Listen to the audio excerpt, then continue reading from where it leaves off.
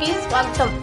తెలంగాణ రాష్ట్ర మాదిరిగా ఆంధ్రప్రదేశ్లో కూడా ఎస్సీ వర్గీకరణ ప్రక్రియను మరింత వేగవంతం చేయాలని ఎంఆర్పీఎస్ జాతీయ వ్యవస్థాపక అధ్యక్షులు ఉసురుపాటి బ్రహ్మయ్య మాదిగ డిమాండ్ చేశారు. నెల్లూరు నగరంలోని టౌన్ హాల్ రీడింగ్ ఎంఆర్పీఎస్ ఉమ్మడి నెల్లూరు జిల్లా ముఖ్య కార్యకర్తల సమావేశాన్ని సోమవారం నిర్వహించారు. ఈ సందర్భంగా మాట్లాడుతూ ఎస్సీ వర్గీకరణ కోసం 30 సంవత్సరాలుగా మాదిగల పోరాటం చేస్తున్నారన్నారు. తమ పోరాటాల ఫలితంగా సుప్రీంకోర్టులో గత ఆగస్టు 1న రాష్ట్రాలకు వర్గీకరణ చేసుకోవచ్చునని తీర్పు కూడా వచ్చిందన్నారు. దేశంలోని తెలంగాణ రాష్ట్రం ఎస్సీ వర్గీకరణపై తీర్పు రాగానే వెంటనే స్పందించి కేబినెట్లో కూడా పెట్టారని, అందుకు తమ ధన్యవాదాలు తెలిపామన్నారు. గతంలో తమకు చంద్రబాబు వర్గీకరణ అమలు చేశారని, ఇప్పుడు కూడా ఆయన మాదిగలకు తగిన న్యాయం చేయాలని కోరారు. ఈ కార్యక్రమంలో ఎంఆర్పీఎస్ జిల్లా అధ్యక్షులు బెల్లంకొండ గోపి, కోలగట్ల రమేష్, ఇండ్ల సుధాకర్, మాదిగ చంటి, మాదిగ మహిళా నేత స్వర్ణక్క, చెరుకూరు సోలమయ్య, మల్లికార్జున తదితరులు పాల్గొన్నారు. ఎస్సీ వర్గీకరణ 30 సంవత్సరాల మాదిగల ఆకాంక్ష. 30 సంవత్సరాలుగా మాదిగ జాతి యావత్తు వర్గీకరణ జరగాలని త్యాగపూరితమైన పోరాటాలు, అశువులు బాసిన అమరుల ఆత్మ బలిదానాలతో ఈరోజు వర్గీకరణ అమలుకు రాష్ట్ర ప్రభుత్వాలు సిద్ధమవుతున్నాయంటే దానికి కారణం 30 సంవత్సరాల మాదిగల గుండెఘోష ఈరోజు నెరవేరుతుందని చెప్పని ఈ సందర్భంగా తెలియజేసుకుంటున్నాం. దానికి ముందుగా సుప్రీంకోర్టు 2024 ఆగస్టు 1న ఎస్సీ వర్గీకరణ రాష్ట్ర ప్రభుత్వాలే అమలు చేసుకోవచ్చు అని తీర్పు ఇచ్చిన నేపథ్యంలో ప్రధానంగా తీర్పు వెలువడక ముందే తెలంగాణ రాష్ట్ర ముఖ్యమంత్రి రేవంత్ రెడ్డి గారు అసెంబ్లీలో సుప్రీంకోర్టు తీర్పును స్వాగతిస్తూ ఈ దేశంలోనే వర్గీకరణ అమలు చేసే ముందు వరుసలో ఉంటారని చెప్పని అన్నమాట ప్రకారం క్యాబినెట్ కమిటీ వేసి, ఏకసభ్య కమిషన్, షమీమ్ అఖ్తర్ కమిషన్ వేసి తెలంగాణలో గ్రూప్ 1, గ్రూప్ 2, గ్రూప్ 3గా ఈరోజు వర్గీకరణకు ఆమోదం తెలిపిన విషయాన్ని కూడా అసెంబ్లీ సాక్షిగా ఫిబ్రవరి 4న నేను గుర్తు చేస్తాను. దానికి తెలంగాణ ప్రభుత్వానికి, ప్రత్యేకంగా రేవంత్ రెడ్డి గారికి మాదిగ రిజర్వేషన్ పోరాట సమితి పక్షాన ధన్యవాదాలు తెలియజేసుకుంటున్నాం. అదేవిధంగా ఎస్సీ వర్గీకరణ మొదలైంది ఆంధ్రప్రదేశ్లో. ఆనాడు చంద్రబాబు నాయుడు గారు ముఖ్యమంత్రి, నేడు చంద్రబాబు నాయుడు గారు ముఖ్యమంత్రి. ఆనాడు వర్గీకరణ జరగడానికి ప్రామాణికం రామచంద్రరాజు కమిషన్, అది చంద్రబాబు నాయుడు గారు వేసిన కమిషన్. ఆ తర్వాత వచ్చినటువంటి ఉషామేర కమిషన్ అయినా, నేడు సుప్రీంకోర్టు తీర్పు అయినా రామచంద్రరాజు కమిషన్ ఏదైతే ఉందో ఆ కమిషన్కి ప్రామాణికంగానే వర్గీకరణ అమలు జరగడానికి కారణమైంది. కనుక ఈరోజు చంద్రబాబు నాయుడు గారి ప్రభుత్వం కూడా తక్షణమే రాజీవ్ రంజన్ మిశ్రా కమిషన్ నివేదికను తెప్పించుకొని వర్గీకరణకు ముందుకు వేగవంతం చేయాల్సిందిగా సవినయంగా కోరుతూ ఉన్నాం. అదేవిధంగా చంద్రబాబు నాయుడు ప్రభుత్వానికి సవినయంగా విజ్ఞప్తి చేస్తూ ఉన్నాం. చంద్రబాబు నాయుడు గారు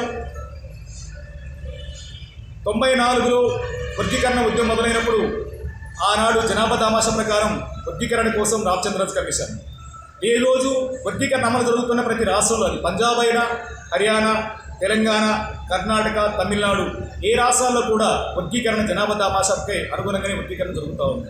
ఇక్కడ కానీ చంద్రబాబు నాయుడు గారు వర్గీకరణకు మూలాధారమైన వ్యక్తి చంద్రబాబు నాయుడు గారు, ఆయన ఇక్కడ జిల్లా యూనిట్గా వర్గీకరణ అని చెప్పని అన్న మాటను ఒక్కసారి పునరాలోచించాల్సిందిగా మేము విజ్ఞప్తి చేస్తూ ఉన్నాం.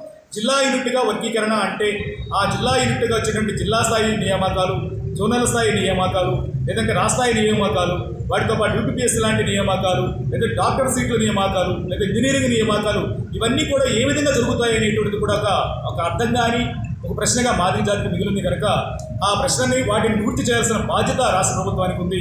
లేదు కాదనుకున్నప్పుడు వర్గీకరణకు ప్రామాణికం మీరు వేసిన కమిషనే కారణం. కనుక ఈరోజు కూడా మీరు కూడా వర్గీకరణని జనాభా దామాషా ప్రకారమే వర్గీకరించాలని చెప్పని సభ్యునికి విజ్ఞప్తి చేస్తూ, జిల్లా యూనిట్గా కాకుండా స్టేట్ యూనిట్గానే వర్గీకరణ కోసం ముందుకు సాగాల్సిందిగా మేము విజ్ఞప్తి చేస్తూ ఉన్నాం. స్టేట్ యూనిట్గా జరిగితేనే మాదిగ కులాలతో పాటు సంచార జాతులుగా ఉండబడిన కులాలకి న్యాయం జరగడానికి అవకాశం ఉంది. జిల్లా యూనిట్గా అంటే 1-2 కులాలు లబ్ధి పొందుతూ మిగిలిన కులాలు కూడా అన్యాయం జరిగే ప్రమాదం ఉంది. కనుక అన్ని కులాలకు సామాజిక న్యాయం జరిగే విధంగా నిర్ణయం తీసుకోవాలని చెప్పని, జిల్లా యూనిట్గా కాకుండా స్టేట్ యూనిట్గానే వర్గీకరణ అంశాన్ని ముందుకు తీసుకెళ్లాలని చెప్పి చంద్రబాబు నాయుడు ప్రభుత్వానికి సవినయంగా విజ్ఞప్తి చేస్తూ, ఈ సమయంలో ఆనాడు మీరు వర్గీకరణ చేస్తే ముందున్నారు, ఈనాడు మీరు ముఖ్యమంత్రిగా ఉండటం కూడా మాదిగలకి కలిసి వచ్చే అంశంగా మేము భావిస్తూ ఉన్నాం. కనుక మాదిగల ఆశని ఆకాంక్షని అర్థం చేసుకొని జనాభా దామాష ప్రకారం వర్గీకరించాలని చెప్పని, జనాభా దామాష ప్రకారం వర్గీకరణ ముందుకు సాగాలని చెప్పని కోరుకుంటూ తక్షణమే కమిషన్ నివేదిక తెప్పించుకొని తెలంగాణ ప్రభుత్వం ఏ విధంగా అయితే మాటించి నిలబెట్టుకుందో వర్గీకరణకు మూలాధారమైన ముఖ్యమంత్రిగా ఉండబడిన మీరు వర్గీకరణ గతంలో అమలు చేసినటువంటి 30 ఏళ్ల క్రితం 94లో మీరే ముఖ్యమంత్రి, 2004 నాటికి మీరే ముఖ్యమంత్రి, 30 ఏళ్ల తర్వాత మాదిగల ఆశ ఆకాంక్ష నెరవేరుతున్న సందర్భంలో మీరు ఉండడం అదృష్టంగా భావిస్తూ సత్వరమే వర్గీకరణ అంశాన్ని జిల్లా యూనిట్గా కాకుండా స్టేట్ యూనిట్గా ముందుకు తీసుకెళ్లాలని చెప్పి మేము సవినీయంగా విజ్ఞప్తి చేస్తున్నాం.